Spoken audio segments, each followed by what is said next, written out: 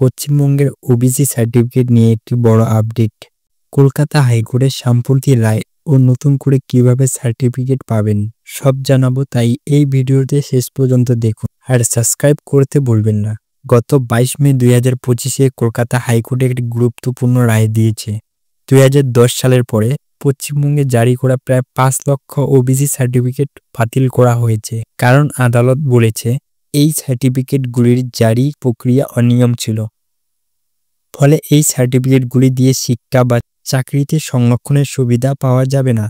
তবে আদালত নির্দেশ দিয়েছে যে সরকার নতুন করে ওবিসি প্যানেল তৈরি করবে। এর মানে আপনাকে নতুন নিয়মে সার্টিফিকেটের জন্য আবেদন করতে হবে। এখন প্রশ্ন, নতুন সার্টিফিকেট কিভাবে পাবেন? চলুন দেখি।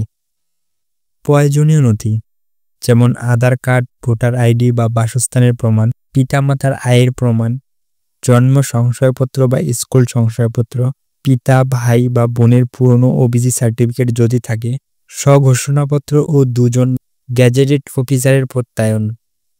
অনলাইনে আবেদন। পশ্চিমবঙ্গে ওবিসি সার্টিফিকেটের জন্য castecertificate.wb.gov.in পোর্টালে যান, ফর্ম পূরণ করুন, নথি আপলোড করুন এবং অ্যাপ্লিকেশন আইডি দিয়ে স্ট্যাটাস চেক করুন। সার্টিফিকেট তৈরি হলে ডাউনলোড করতে পারবেন। এছাড়াও অফলাইনে আবেদন করতে পারবেন। স্থানীয় বিডিও অফিসে যোগাযোগ করুন, ফর্ম জমা দিয়ে নথি যাচাই করান। তবে ওবিসি সার্টিফিকেটের জন্য পিতামাতার বার্ষিক আয় 8 লক্ষ টাকার নিচে হতে হবে।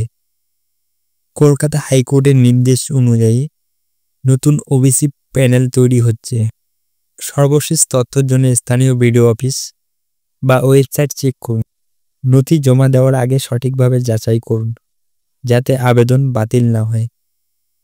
তো বন্ধুরা, এই ছিল পশ্চিমবঙ্গে ওবিসি সার্টিফিকেট নিয়ে সর্বশেষ আপডেট।